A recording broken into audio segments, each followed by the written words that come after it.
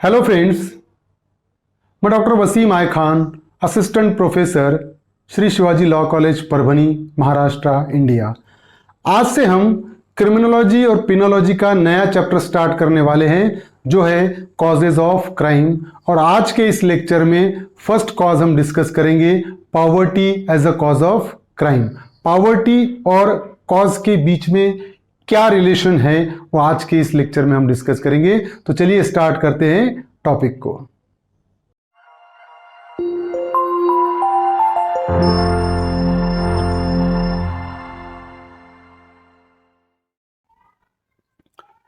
Poverty as a cause of crime आज हम discuss करने वाले हैं।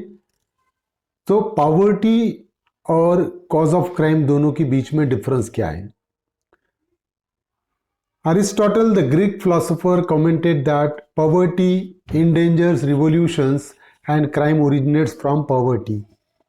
So if the person is a poor, अगर कोई पर्सन अगर पुअर कंडीशन में है, अगर वो गरीब है, उसके पास पैसा नहीं है, तो इससे उसकी पर्सनालिटी डिस्टर्ब होगी और यहीं से वो क्राइम करने के तरफ बढ़ सकता है। ऐसा ग्रीक फिलोसोफर अरिस्टोटल का मानना है। He asserted that crime is committed not merely for the sake of meeting the necessities of life but also for acquiring superfluous things. तो अरिस्टोटल का मानना यह है कि क्राइम सिर्फ और सिर्फ नेसेसिटीज मिलनी चाहिए, जो बेसिक नेसेसिटीज है पर्सन की, फॉर एग्जांपल रोटी, कपड़ा और मकान। उसका अरिस्टोटल का मानना यह है कि क्राइम सिर्फ रोटी, कपड़ा और मकान के लिए ही नहीं होता है, बल्कि कुछ कुछ सिचुएशन में जो पर्सन कुछ एक्स्ट्रा की जो चाहत होती है पर्सन की, कि ठीक है रोटी, कपड़ा, मकान तो मिल गया, लेकिन और कुछ एक्स्ट्रा चाहिए, जिसको हम सुपरफ्लुअस थिंग्स बोलते हैं, लग्जरियस थिंग। ये जो एक्वायरिंग टेंडेंसी होती है पर्सन की, वो पर्सन को क्रिमिनलिटी की तरफ लेकर जाते हैं, ऐसा अरिस्टोटल का मानना है। He believed that crime is mostly committed because of the acquiring tendency of a man and his greed for acquiring surplus wealth. तो अरिस्टोटल का मानना यह है कि पर्सन जो क्राइम करता है उसके पीछे का रीजन उसकी एक्वायरिंग टेंडेंसी है, और उसको चाहिए होता है, जितना मिला फिर उसके बाद और चाहिए उसको, जितना मिला फिर उसके बाद और चाहिए।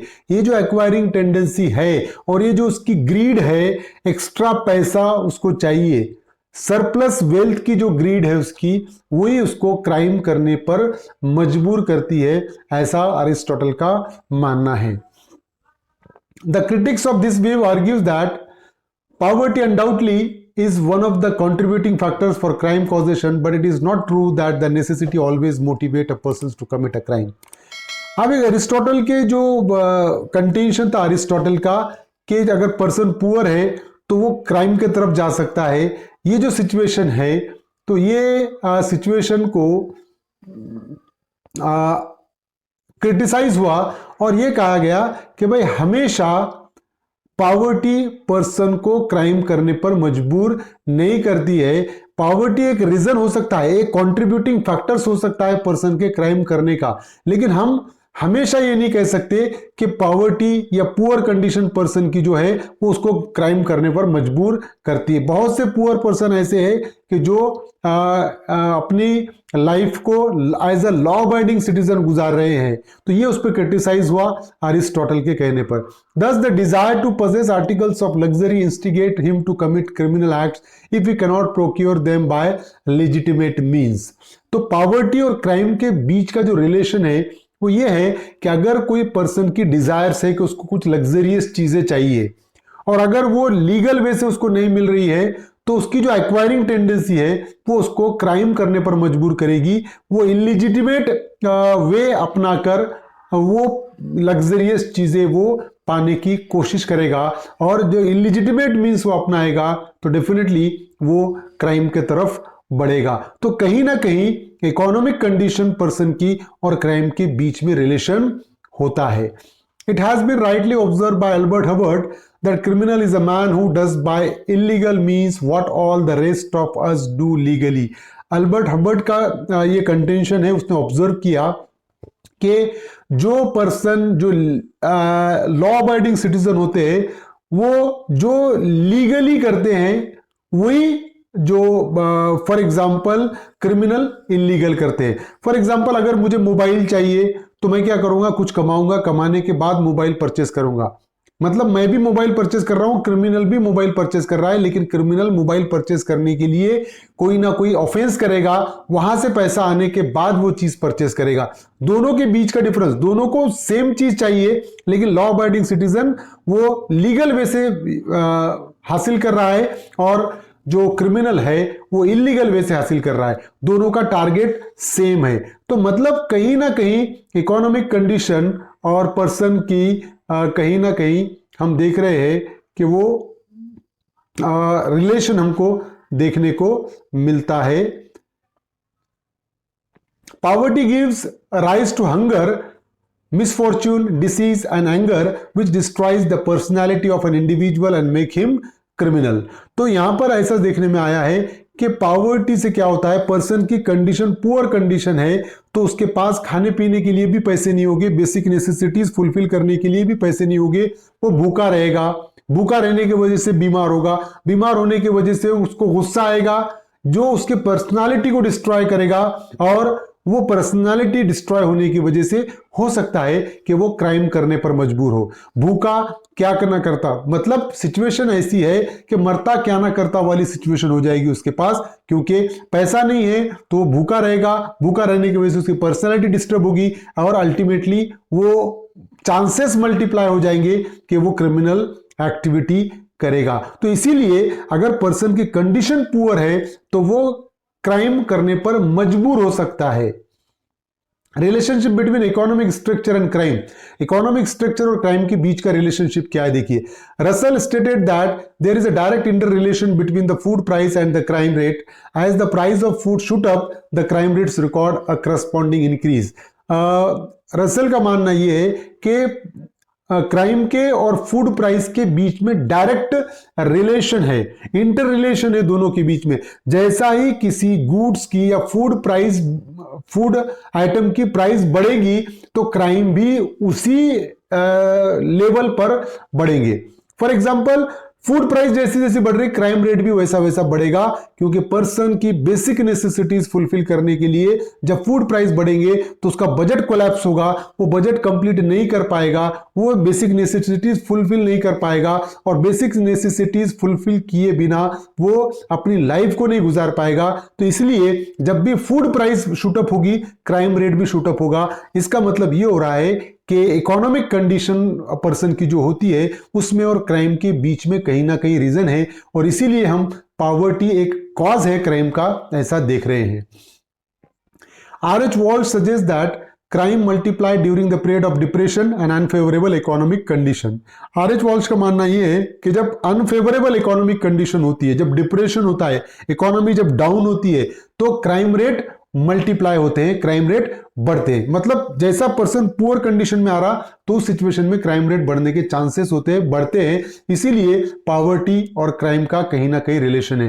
बोंगर्स इकोनॉमिक थ्योरी ऑफ क्रिमिनलिटी, एक बोंगर्स नाम का एक क्रिमिनोलॉजिस्ट था, डॉक्टर बोंगर, उसने एक इकोनॉमिक थ्योरी ऑफ क्रिमिनलिटी को प्रोपाउंड किया। In his doctoral thesis entitled Criminality and Economic Condition, Dr. Bonger made a detailed study of the economic literature of whole Europe and concluded that crimes relating to property such as theft, robbery, डकैती and housebreaking records an abnormal increase during the period of depression when the prices are high। तो doctor बोंगर का मानना यह था कि जब भी food product के प्राइस हाई होंगे तो चोरी जैसी, रॉबरी जैसी, डकैती जैसे, हाउस ब्रेकिंग जैसे ये जो ऑफेंसेस है ये अबनॉर्मली इंक्रीज होंगे। मतलब इकोनॉमिक कंडीशन जैसी लोगों की डाउन हुई तो क्राइम रेट उसी तरीके से शूट अप होंगे। जैसा कि हमने देखा कि कोविड-19 में जब लॉकडाउन हुआ था, लोगों के इकोनॉमिक कंडीशन बहुत ही ज्यादा डाउन हो गए थे, तो क्राइम रेट उसी तरीके से बहुत ज्यादा बढ़ गए थे। इसका मतलब यह है कि जब पर्सन इकोनॉमिक डिप्रेशन होता है तो क्राइम रेट बढ़ते हैं। तो कहीं ना कहीं इकोनॉमिक कंडीशन का और क्राइम का रिलेशन है। पॉवर्टी एक रीजन है इंक्रीजिंग रेशियो ऑफ क्राइम के पीछे। Bonger further observe that influence of economic condition और delinquency essentially due to the capitalistic economy which breeds inequality and leads to unequal distribution of wealth. Bonger का यह मानना है कि जो इकोनॉमिक कंडीशन और क्राइम के बीच का रिलेशन की वजह एक कैपिटलिस्टिक इकोनॉमी भी है। अब कैपिटलिस्टिक इकोनॉमी में क्या होता है कि कंट्री के कुछ लोग ही ऐसे होते हैं जिनके पास कंट्री की सारी इकोनॉमी होती है, मतलब कुछ लोग मिलके इकोनॉमी को चलाते हैं, तो ये कैपिटलिस्टिक इकोनॉमी होती है। तो जहां पर भी कैपिटलिस्टिक इकोनॉमी होती है वहां पर अनइक्वल डिस्ट्रीब्यूशन ऑफ वेल्थ होता है, मतलब जो पैसा है उसका अनइक्वल डिस्ट्रीब्यूशन होता है, और जो अनइक्वल डिस्ट्रीब्यूशन होने की वजह से क्राइम रेट बढ़ता है। The capitalist resort to hoarding and monopolistic trend, thus creating artificial scarcity and consequent rise to price. अगर जब भी कैपिटलिस्टिक इकोनॉमी होती है तो जो कैपिटलिस्ट होते हैं, फॉर एग्जांपल अगर इंडिया कैपिटलिस्टिक इकोनॉमी होता तो क्या होता कि कुछ लोगों के हाथ में इकोनॉमी होती और वो जब चाहे तब मोनोपोली क्रिएट करके आर्टिफिशियल स्केर्सिटी किसी भी प्रोडक्ट की वो कर सकते थे। आर्टिफिशियल स्केर्सिटी मतलब कमतरता नहीं है, लेकिन आर्टिफिशियली उसको कमतरता बताने का। और जैसे ही कोई प्रोडक्ट हमको पता है कि उसकी स्केर्सिटी होती है, मार्केट में डिमांड ज्यादा बढ़ती है और सप्लाई कम हो जाता है, तो उसके प्राइस रेट बढ़ते हैं। तो कैपिटलिस्टिक इकोनॉमी में होगा क्या कि अगर कुछ लोगों के हाथ में इकोनॉमी है कंट्री की, तो वो आर्टिफिशियल मोनोपोली क्रिएट कर सकते हैं। तो मोनोपोली क्रिएट करेंगे, प्रोडक्ट को डंप करके रखेंगे और फिर जैसे डिमांड बढ़ेगी तो हाई प्राइस पर बेचेंगे। तो ये जो है, तो ऐसा अगर होता है तो कैपिटलिस्टिक इकोनॉमी जहां पर भी होगी तो क्राइम रेट बढ़ने के चांसेस ज्यादा होते हैं, क्योंकि लोग मजबूर होते हैं हाई प्राइस पे वो प्रोडक्ट परचेस करने के लिए। Thus, in turn, stop production, which ultimately leads to unemployment of labor, as the result of which offenses such alcoholism, beggary, assault, and violence records an upward trends. तो capitalistic economy अगर होगी तो वो जब चाहे तब प्रोडक्शन को रोक सकते हैं। कुछ लोगों के हाथ में इकोनॉमी है तो वो जब चाहे जब प्रोडक्शन को रोक सकते हैं, और प्रोडक्शन जब रुकेगा तो लोगों का काम धंधा भी छिन जाएगा, लोग अनएम्प्लॉयड हो जाएंगे, और अनएम्प्लॉयड होंगे तो उनके पास पैसा नहीं आएगा, पैसा नहीं आएगा तो वो असॉल्ट जैसे, वायलेंस जैसे, बेगरी जैसे, अल्कोहलिज्म जैसे ऑफेंस करेंगे, और इस सिचुएशन में क्राइम रेट मल्टीप्लाई होता रहेगा, क्राइम रेट बढ़ता जाएगा। तो यहां पर हम ये देख सकते हैं कि कहीं ना कहीं इकोनॉमिक कंडीशन और क्राइम का रिलेशन है। In an economic system based on capitalism, economic cycle of inflation and deflation are frequent. जहां पर कैपिटलिस्टिक इकोनॉमी होती है तो वहां पर ये जो इकोनॉमिक साइकिल होता है, इन्फ्लेशन उछाल और गिरावट जो वाला कंसेप्ट है, इन्फ्लेशन और डिफ्लेशन हमको फ्रीक्वेंटली देखने को मिलता है, क्योंकि कुछ लोग डिसाइड करेंगे कि मार्केट में इन्फ्लेशन कब आएगा और डिफ्लेशन कब आएगा, क्योंकि कैपिटलिस्टिक इकोनॉमी कुछ लोगों के हाथों में होती है तो वो इजीली डिसाइड कर सकते हैं। Inflation gives rise to bankruptcy and insolvency with the realist result of person affected thereby are forced to lead an anti social life and some of them may even resort to criminality. जब inflation होगा, जब उछाल आएगा तो लोग bankrupt होंगे, insolvent होंगे, और इंसॉल्वेंट होंगे तो definitely they resort to criminality, वो कहीं ना कहीं क्राइम के पीछे भागेंगे। Another peculiar feature of capitalistic economy is the competitive tendency among businessmen. Efficiency, low production cost, and better quality of product are some of the admirable result of competitive economy. But these events fail to meet the competition. Unlawful devices such as violation of laws relating to trademarks, copyright, patents are committed by the manufacturer. जब capitalistic economy होगी तो businessman में जो competitive tendency होगी, एक दूसरे को overtake करने की जो टेंडेंसी है, वो कहीं ना कहीं प्रोडक्ट के क्वालिटी के साथ कंप्रोमाइज करने पर मजबूर करेगी। तो उस सिचुएशन में क्या होगा कि फिर बिजनेसमैन पेटेंट का वायलेशन करेंगे, कॉपीराइट का वायलेशन करेंगे, और मैन्युफैक्चरर क्या करेंगे, एक दूसरे के अगेंस्ट में कहीं ना कहीं बिजनेस से रिलेटेड क्राइम करने पर मजबूर होंगे। मतलब यही हुआ कि इकोनॉमी में और क्राइम में कहीं ना कहीं रिलेशन है। Another danger of capitalistic economy is the employment of children and women furnishes ground for criminality because the child who earns his wages does not know how to spend it usefully. Consequently, he spent his money on undesirable items such as smoking, gambling, drinking, which ultimately drags him into the criminal world. अब capitalistic economy में क्या होगा कि capitalistic economy में बच्चों को और women को नौकरी दी जाएगी। अब जब बच्चे कमाएंगे तो बच्चे कमाने के बाद वो जो कमाए हुआ पैसा है वो किस तरीके से उनको खर्च करना है ये उनके पास उतनी मैच्योरिटी नहीं होती है, और फिर वो क्या करेंगे, जैसा उनके पास पैसा आया तो वो अनडिजायरेबल आइटम्स पर अपने पैसे खर्च करेंगे, कि जैसा हो सकता है कि वो स्मोकिंग करने लग जाए, वो गैम्बलिंग करने लग जाए, शराब पीने लग जाए और अल्टीमेटली वो ड्रग यूज करने लग जाए, और इससे वो क्या होगा, ये सारे बैड हैबिट्स उस चिल्ड्रन को क्रिमिनलिटी की तरफ ढकेल देंगी। तो ये भी कहीं ना कहीं रिलेशन हम देख रहे हैं कि इकोनॉमी में और क्राइम में। Criticism of Bonger's theory, Bonger's theory पे क्रिटिसिज्म हुआ कि Cohen observe that honesty is not the monopoly of only the rich person, many people lead an honest and upright life despite their extremely poor financial condition. यहां पर Cohen का मानना यह था कि इकोनॉमिक कंडीशन और पर्सन में, economic condition और क्राइम में अगर रिलेशन होता तो सारे पुअर पर्सन क्रिमिनल होते, लेकिन ऐसा नहीं है कि बहुत सारे पुअर पर्सन ऐसे हैं कि जो अपराइट लाइफ जी रहे हैं, जो लॉ अबाइडिंग सिटीजन बनकर अपनी जिंदगी गुजार रहे हैं। तो ऐसा हम नहीं कह सकते कि पुअर है तो मतलब वो क्राइम करेगा, ऐसा क्रिटिसिज्म हुआ है। Doctor Bonger's assertion that poverty is an essential condition of crime seems untenable in the light of the fact that even the wealthiest person, who are usually big industrialists, often resort to dishonest means such as falsification of accounts, black marketing, tax evasion, hoarding, infringement of trademark and copyright despite their huge earning।